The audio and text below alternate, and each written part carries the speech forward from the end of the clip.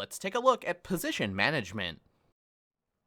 Position management is generally thought to be a dry science of little interest to anyone but a few specialists in human resource departments. Such a notion is full of irony and paradoxes, if not outright misconceptions. First, position classification is as much an art as a science. It actually is composed of different systems, each with distinctly different value biases. Furthermore, the biases of each system shift over time. The art then lies in understanding the different values that exist in various systems. The science is found in the rational implementation of that set of values. Second, the rational order conveyed by classification systems is generally overstated. Most systems of large organizations are quite fragmented, and sometimes they're haphazard because competing stresses such as politics, market forces, merit, equity, and union influence distort them over time. Third, although formal methods of job analysis and job evaluation are often preached in management texts and elsewhere, they're not always used in practice. Finally, although classification systems may seem to be a subject of little utility to those who are not human resource specialists or managers, it's actually a critical source of knowledge and, by extension, a source of power in agencies. Understanding a system's central organizing structures is as important as understanding budgeting or management principles. Decisions about position management are very important in all professional lives, as well as in the health of organizations. Mastery of a general knowledge of the tools used in classifications is a critical competency for today's managers. The three systems are based on, first, election, second, appointment, or third, rules, composed of merit, seniority, and representativeness factors. First, election as a strategy for policymaking in personnel selection is the foundation of democratic states. The people choose who will make and execute the laws and, to some degree, who will interpret them. A second personnel strategy is appointment by elected officials. Generally, appointed officials serve at the will of those who select them. The most salient appointed officials are those who run agencies as cabinet-level secretaries, directors, and commissioners, and their chief deputies. Ideally, elected officials select individuals for full-time paid jobs who they believe are competent in addition to being in general agreement with the officials about their policy positions. Common practice used to allow elected officials to choose appointees in general government service on the spoils principle, either to reward political supporters or to indirectly enhance their own personal situations, such as through the appointment of family members without regard for competence. Such appointments still occur and sometimes produce well-publicized scandals, but the potential public relations damage and sometimes legal and electoral consequences to appointing officials and ethics laws act as restraints.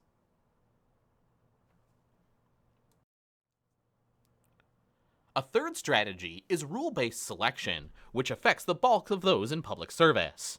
This strategy gives precedence to merit and is based on technical qualifications and competitive selection. Removal from office is often only for cause.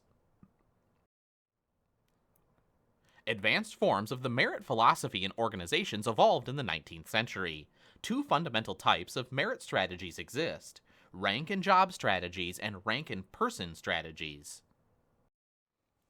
Rank and job personnel strategies, also known as rank and position strategies, are the norm in the United States but less common elsewhere. Rank and salary are determined by the position that one holds. Substantial salary increases and higher statuses are attained only through movement into better jobs, but multiple promotions within an organization are unusual beyond the predetermined job series. Career development is the responsibility of the incumbent, the job holder, and promotions are normally open competitions, including lateral entry from outside the organization, leading to the term open personnel system. Rank in person emphasizes the development of incumbents over time, especially within the organization, and tends to lead to closed systems. A closed personnel system provides few opportunities for lateral entry by those outside the organization. They allow for more position mobility because personnel carry their ranks with them no matter what their current assignment. Closed personnel systems typically have a strong up or out philosophy. That is, those who are not promoted eventually may be terminated. Hybrid or mixed strategies are also possible.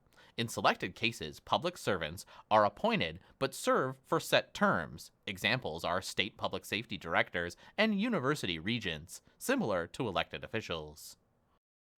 In recent years, there's been renewed interest in linking rule-based or merit selection with termination processes similar to those in appointment strategies, in which property rights to jobs are severely limited. Although at-will employment is still the exception rather than the rule in public service. Congress enacted legislation in 1853 establishing 4 major job classes, with salary rates for each. This legislation was frequently ignored, however, and all levels of government struggled with merit, equity, and consistency problems. The civil service reform movement, which started after the Civil War, changed the landscape of position classification and management over time. Nevertheless, the importance of reform should not overshadow other influences. At the same time that political influences were being reduced in recruitment, selection, promotion, decision, and other personnel processes, principles of modern management were being more generally introduced. By the early 1900s, Frederick Taylor's scientific management, whether or not it was truly scientific, held a great sway over the development of position classification processes. Taylor promoted the idea that there was generally one best way to accomplish any given task, a way that could be found through work analysis. Work analysis provided the means to select superior methods of performance, to identify those who could perform better, and provide superior training. Systematic job descriptions became commonplace, and work relationships became rationalized. Work analysis highlights differences and breaks work into component parts. Because of this, the scientific management movement then started a long-term trend of pigeonholing work, breaking it into hundreds and ultimately thousands of different jobs at dozens of different levels. The Classification Act of 1923, capturing the new wisdom of scientific management, provided a model of rational position management systems. It established that 1. Positions and not individuals were to be classified. 2. Job duties and responsibilities were to be the distinguishing characteristics of jobs. 3. Qualifications to be a critical factor in determining classification status. And 4. A member of a class would be qualified for all other positions in the class. The Classification Act of 1949 created separate schedules for white-collar and blue-collar workers, a change typical of the trend at the time of dividing personnel systems into occupational clusters. The proliferation of rank and position systems promoted the idea of fitting people to jobs. During this period, managerial efficiency and legislative control were emphasized on one hand, and employee procedural rights were increasingly enhanced on the other. Jobs tended to become narrower and less flexible. Equal opportunity substantially changed position management through legislation addressing discrimination based on race, color, religion, gender, national origin, age, and disability. Particularly important was passage of the Equal Pay Act of 1963, which addressed gender discrimination in pay. The notion of equal pay for equal work, regardless of personal characteristics of the job incumbent, was taken to its logical legal extension, as was the idea of equal opportunity for employment and advancement. Although unions in the private sector experienced a marked decline in the 1980s, unions in the public sector leveled off beginning in the 1990s. Even though both equal opportunity and worker representation have obvious benefits, the excesses of position management systems initiated after the Pendleton Act of 1883 had also become apparent. Broadbanding occurs when several grades are combined, creating a wide salary range for a position. The reinventing government and simplification initiatives of the early 1990s decentralized many personnel functions to the field and concurrently streamlined procedures so that field staff could implement them. Current civil service reform focuses on enhancing employee accountability to meet moderate or definable performance standards. A final historical issue is the effect by human resource experts to utilize a single overarching taxonomy of job titles so that jobs can be compared in and across industries and countries. It is used by federal departments such as the Bureau of Labor Statistics in its Occupational Outlook Handbook and the Bureau of the Census and the Office of Personnel Management in its federal classification and job grading systems. Although the hope is that other levels of government, as well as the private sector, will eventually gravitate towards the revised standard of occupational classification, such a convergence of systems will be slow to occur because of legacy compensation and classification systems. Together, job design, creating balanced jobs in the context of the organization's environment, technology, and resource demands, and job analysis, ensuring that the functions of jobs are rationally presented for internal and external uses, form the basis of most human resource functions. Job design is the specification of job features, primarily the duties and quantity and quality of work expected and the level of responsibility. The duties include major work functions to be accomplished. A key issue is the breadth of those duties. How narrow or broad should they be? The quantity of work aspect determines the balance of those duties. In many jobs, a single duty may take up more than half of the incumbent's times, with other duties taking up relatively small amounts of time. In other jobs, the work is evenly distributed among the duties. The level of responsibility of the job relates to the independence of the incumbent and where the position will be placed in the organizational hierarchy. Other aspects of job design that may or may not be stipulated include when the individual will carry out responsibilities, the order of tasks and how the incumbent will do them, where the individual will carry out the tasks, additional reporting relationships beyond the incumbent's supervisor, if any, competencies the individual will need to perform the job, and training the individual will need to do the job.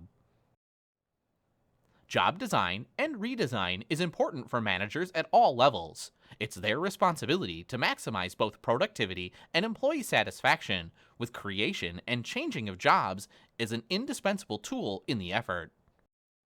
Keeping an eye on the efficiency and effectiveness of productivity is a fundamental responsibility of job design. Doing so supports the organization's mission and provides the public with high value. Job specialization, the narrowing of job responsibilities, tends to promote higher levels of task mastery and thus speed, less training, and simpler incumbent replacement. The effectiveness consideration relates to how positions are grouped together and overall workflow. Ensuring that workflow among individuals and units is as rational, meaning smooth and optimal as possible, requires skillful process management. Perhaps the workflow has become suboptimal over time as people and technology have changed. A workflow chart may reveal that there are steps that can be eliminated in a process, tasks that can be reassigned for greater coherence, and a step that needs to be added to ensure a better customer focus. Productivity is important, to be sure, but job designers must also keep employee satisfaction in mind. Job satisfaction invariably leads to reductions in employee problems, such as grievances, and improved retention over time. Further, it sometimes, but not always, leads to greater productivity. Job enlargement increases the scope of a job by extending the range of duties and responsibilities. It can sometimes be an antidote to employee dissatisfaction in positions that are perceived as too narrow or stifling, or in which the work is too fragmented from either the worker's or the client's perspective.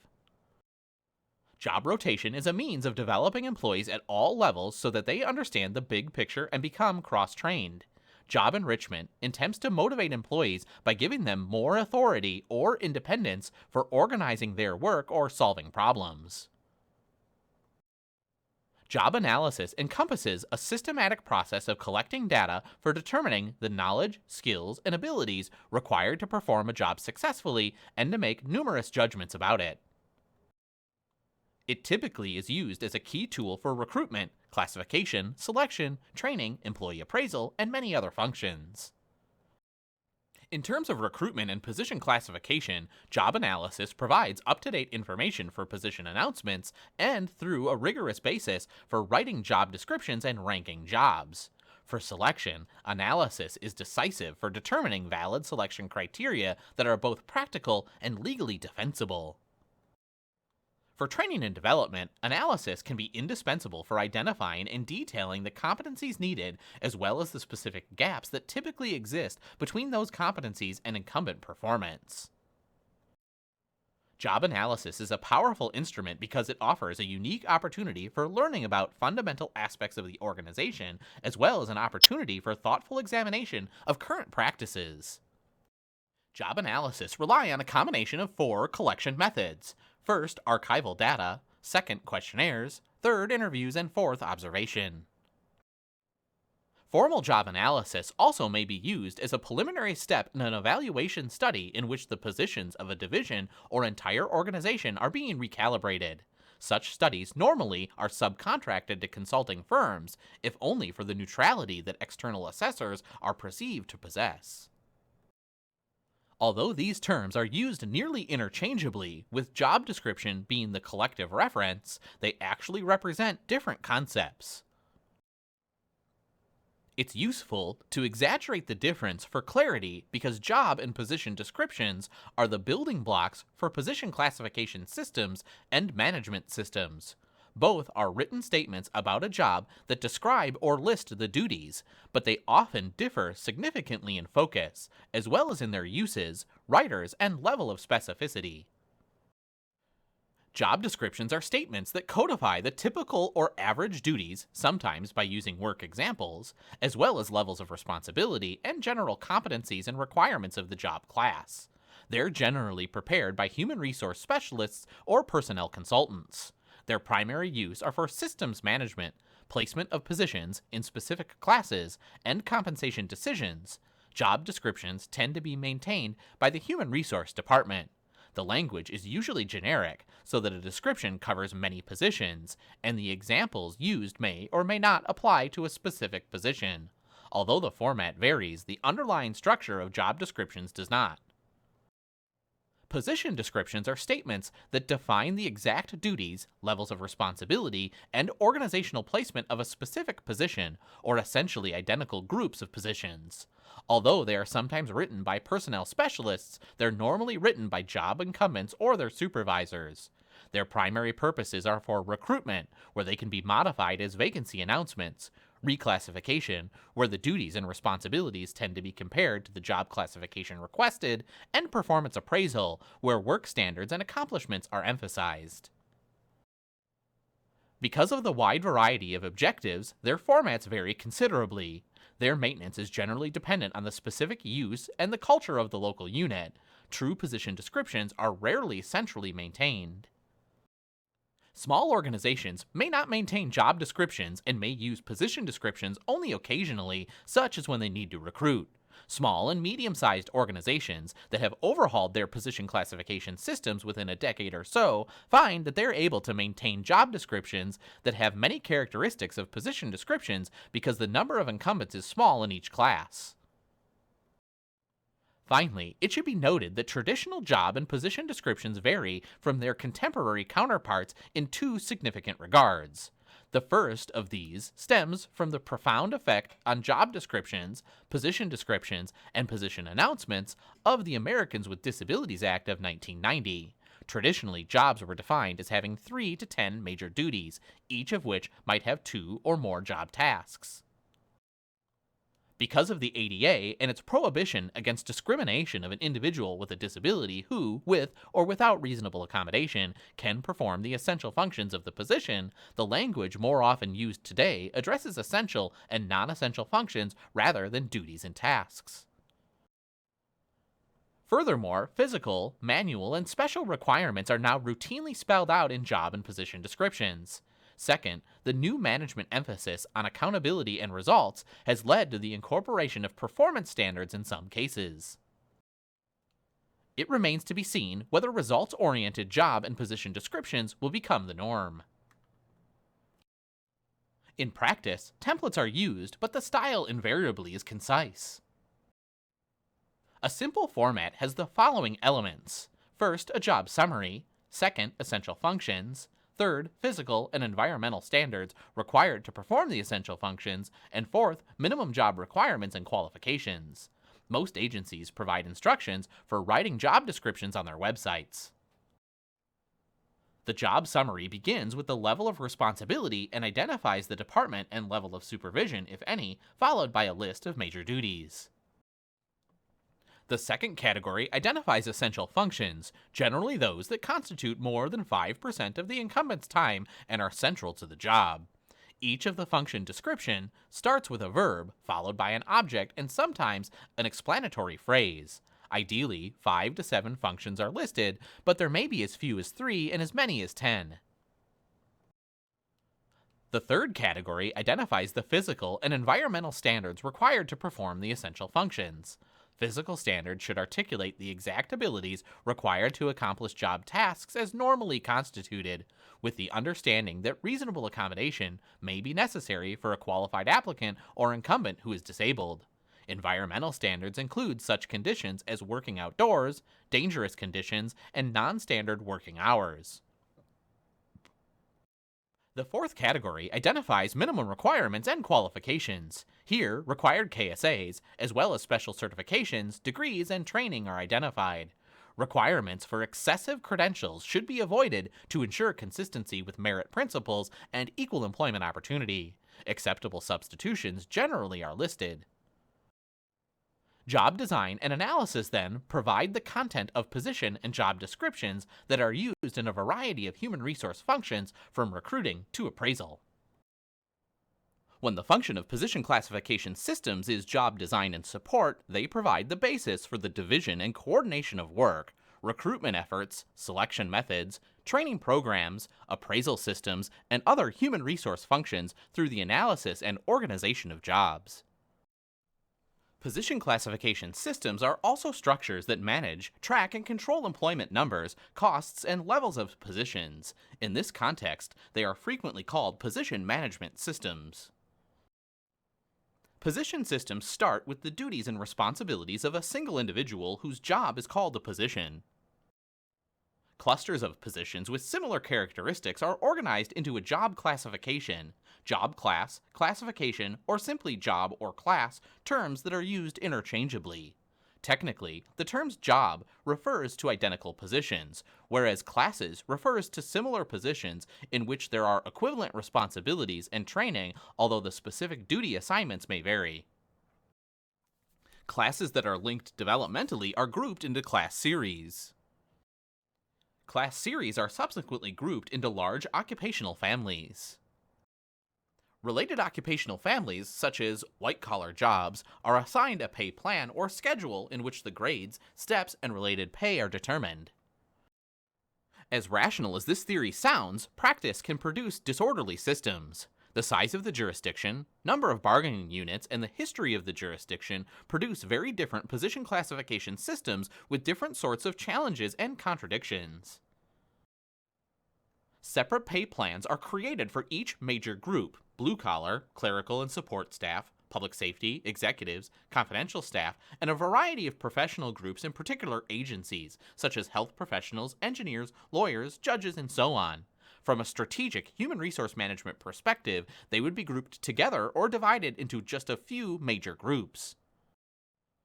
Rank and person systems reduce the number of job classifications through the use of a uniform series of ranks for a multitude of operational positions. Systems with rank are normally closed to lateral entry from outside the organization without completion of a junior or entry-level position, unlike position systems.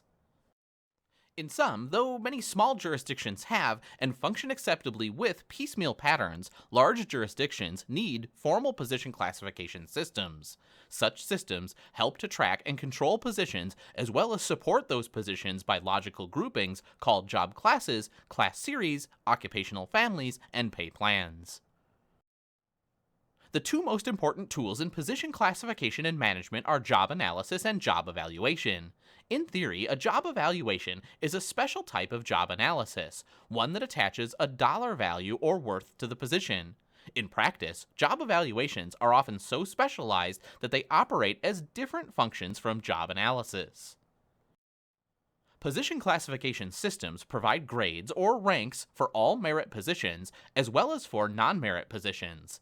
This allows for rational position management systems that assign authorized salary ranges to each grade or rank. In the ideal, all merit jobs are thoroughly analyzed for content and rigorously evaluated for relative worth. Furthermore, the system should provide internal equity among organization members and external equity with those in similar positions outside the organization. The system should also furnish an opportunity to reflect seniority, merit, skill, and other specialized individual equity concerns, such as locale and shift differences. In reality, position management systems rarely meet such standards, partly because of the expense and effort required to maintain such ideals, and partly because of the competing and inconsistent demands placed on these systems. Not all personnel systems are based on formal position classification systems. Piecemeal personnel systems are those that lack grades or ranks and assign salaries on an ad hoc basis. Job relationships may be reflected in an organizational chart, and brief job descriptions may exist. Piecemeal personnel systems still are common in small governments. Obvious drawbacks include inconsistency, lack of integration of human resource functions such as hiring, appraisal, and promotion, and the possibility of legal challenges regarding hiring and promotional validity. Historically, jobs have been evaluated using a holistic job methodology. What was the particular job thought to be worth in general terms? Despite the flexibility and immediacy of such systems, they are prone to distortions based on personalism, limited information, and excessive focus on the job incumbent. Today, organizations use point factor methods when they find that a position classification system has become too inconsistent and outdated. In the majority of cases, an external consultant conducts an underlying pay study to design the new pay system because of the time and expertise required to accomplish such a large task. Point factor systems are excellent for internal equity, but they do not ensure external equity. External equity is maintained through the linking of the entire point factor system to a compensation comparison of select jobs outside the organization. For their part, it is essential for employees and managers to understand job evaluation factors so that they can maximize the prospects for success and petitions for reclassification. Too frequently, a good employee is performing well but has weak grounds for a reclassification, which is based on the nature of the position and not her particular skills or assignments. Unless grounds can be established that the position itself has been fundamentally and permanently altered, a reclassification request may be turned down. Whole job analysis does not systematically break down a job into its constituent parts for the purposes of grade and classification. Rather, it relies on past experience and intuition. Whole job evaluation methods do not systematically break down a job into its constituent parts for the purposes of compensation. Rather, they consider the job in its entirety and make summary judgments based on the intuition and past job experience. The examples are numerous. Whole job analysis occurs when a supervisor hires a clerical support person from another unit in the organization. This employee clearly has appropriate skills and already knows the position in general terms. The supervisor needs someone quickly, so no analysis of the position was conducted. Although identified as a Secretary 3 position, the generic job description gives almost no insight into the specific position. Or a manager hires a special project coordinator for a new position. Although a rough description of the job elements is provided, it's really only suggestive of the types of KSAs that might be required. Or when an executive appraises a high-performing manager in general terms without a detailed knowledge of the specific tasks that person conducts on a daily basis. Whole job analysis also includes when a manager in an organization that does not have a formal position classification system intuitively selects a salary for a new position that experience indicates will attract competent candidates. Whole job methods involve simple, summary judgments. Their merits include efficiency and a tendency to honor a decision maker's past experience and wisdom. The difficulties are that these judgments can be hasty and based on inconsistent or inaccurate information. While adding to the workforce is generally well received and signifies good times, reducing the workforce involves some pain and a period of economic constraint. Although the importance of position management becomes more intense during workforce reduction, the philosophy and many of the tools are different. The reasons for cutting, curtailing, or eliminating part of the workforce can be pragmatic, strategic, or both. They include budget shortfalls, program sunsets, retrenchments affected by ideological beliefs, and technological advancements that make employees redundant. The tools that legislators and executives use in reducing the workforce can be more or less severe. Less severe curbs include personnel ceilings, hiring freezes, and boycotts. These approaches place caps on the size of the workforce or reduce it modestly. Such tools are well used extensively in the public arena across the world today. Personnel ceilings set the maximum number of positions that may be budgeted by an appropriation unit for all positions in the organization. When ceilings are lowered, governments generally reduce services. Sometimes, however, services are shifted to non-permanent workers not covered by the ceilings, nonprofits, or vendors, forestalling significant savings. A related method is the hiring freeze, in which an employer stops hiring for all non-essential positions. A hiring freeze uses natural attrition caused by retirement or resignations to reduce the workforce. Buyouts can be a more strategic approach to workforce reduction, resulting in lower employee stress levels as colleagues leave in better spirits. A buyout plan offers incentives for voluntary separation or retirement. The tools used to reduce the workforce more substantially include layoffs, reductions in job costs, and reorganizations. Layoffs are generally called reductions in force in the United States and redundancies in Commonwealth countries. Reductions in force authorize agencies to abolish positions and terminate employees. Public organizations are increasingly reducing the pay and benefits of incumbent and future workers. The term used for involuntary time off for budgetary reasons is furlough, which is not to be confused with military furlough, leave that is generally paid, or prison furlough, usually time off a sentence for good behavior. Sometimes reorganizations are used to enhance efficiency and therefore provide organizations with personnel savings. The most extreme methods of personnel reduction are employee termination, program elimination, and privatization. Privatization occurs when public responsibilities for services or assets are directly or indirectly shifted to the private sector. There are many methods and types of privatization.